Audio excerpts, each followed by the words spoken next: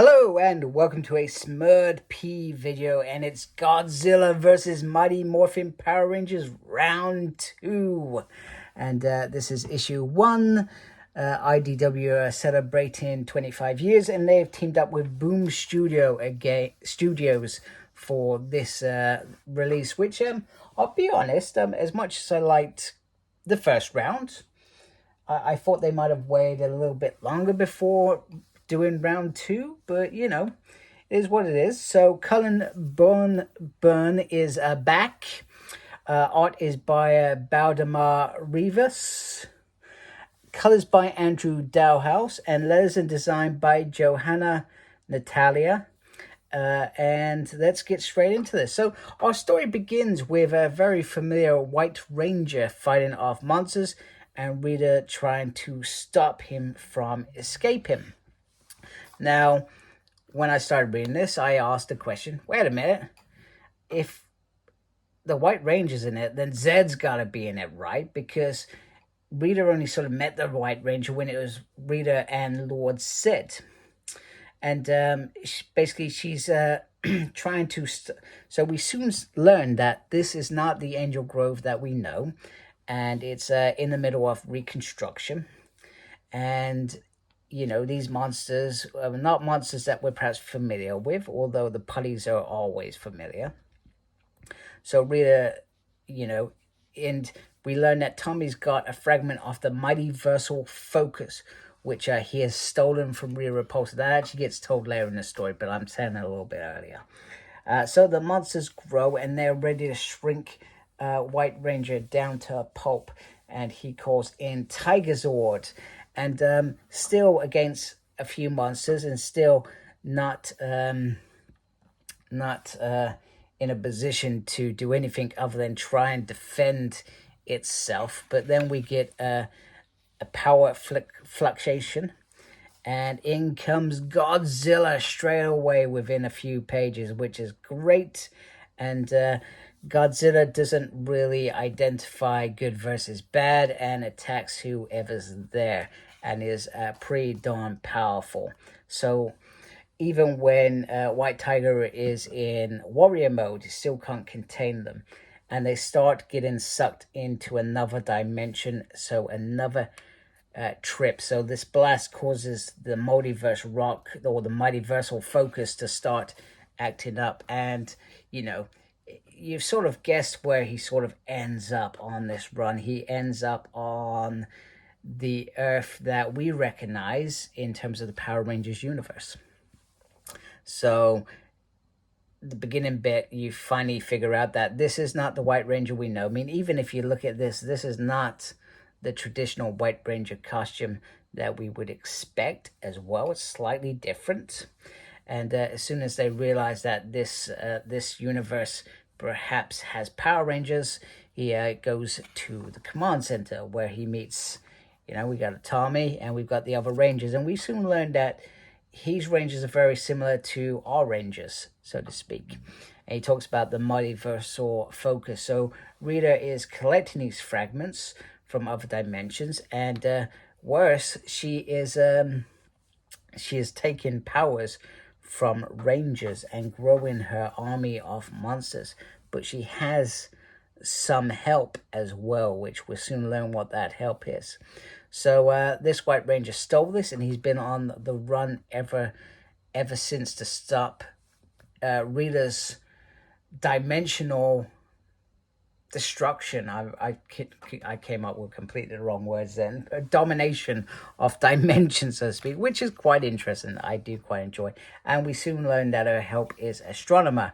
Now, Astronema is very strong-willed, and, you know, I love this bit. You get Rita mumbling to herself, "Don't let her see your frustrations. Tell her who's boss, and you're in charge."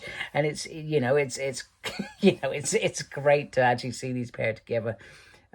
So from Astronema's point of view, she says that this Rita is basically as competent as her own, letting the White Ranger run away, and we're finally on her Earth, etc.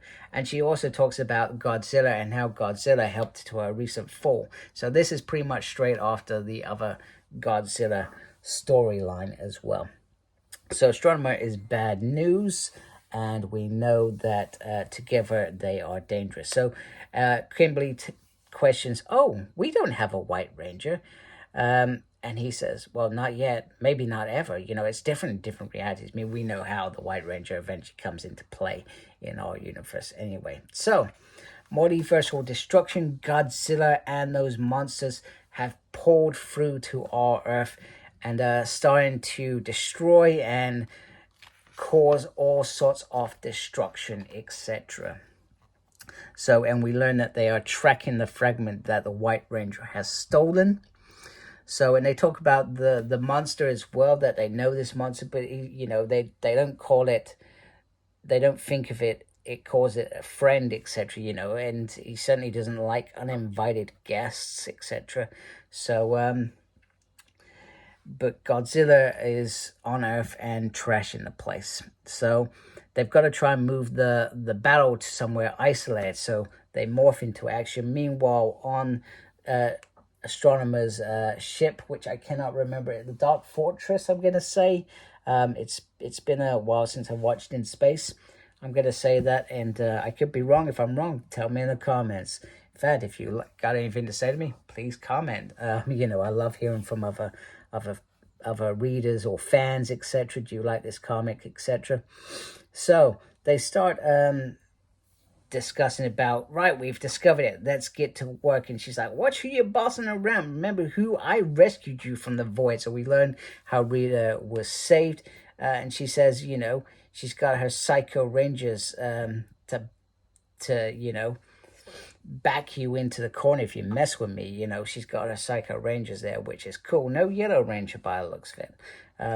No Yellow Psycho, which is bizarre, but we got 4 out of 5 by the looks of it. I mean, maybe Yellow's around the corner, you don't know. And she says, so Rita sort of says, don't try and pass her. Your Psycho Rangers are impressive, but thanks to my magic gifts, they are going to be much more. And through Rita's magic, they are transformed into Psycho Rangers Ghidorah. Now, I'm not a massive Godzilla fan like some folks perhaps reading this, so I don't know if that's has any relationship to some sort of monster names that are thrown out there. But the idea is that the Psycho Rangers, and we've seen them do this, they're going to cipher Godzilla's energy, and then they know what real power feels like. So remember, in space, they siphon Dark Spectre's powers. So they're going to do something very similar here. So yeah, so all interesting so far. Probably a little bit disappointed that there's no UFO folks. I can't remember, what was he called, the leader or something? I really can't remember. So we've got we got this happening next. Didn't really tell you anything. And then we've got various different covers, etc., that you can choose from. I think last time there was a connecting cover, which I was very, very keen on and really did enjoy. So I'm hoping they do something cool like that. But, you know, who knows? I'm happy with this cover. I thought this cover was pretty decent. This is cover B. And it's a good start to a series. And like I said, the series originally surprised me greatly with how much I enjoyed it, more than I was expecting. Like I said, not really a big fan of Godzilla, but it surprised me, to be honest with you. So anyway, hope you like my video. If you do, please support my channel by subscribing. Thank you for taking the time to watch this video. Thank you to everybody that is subscribed to my channel. Make sure you look after yourself. Very important these days. And as always, embrace geekiness. Take care. Goodbye.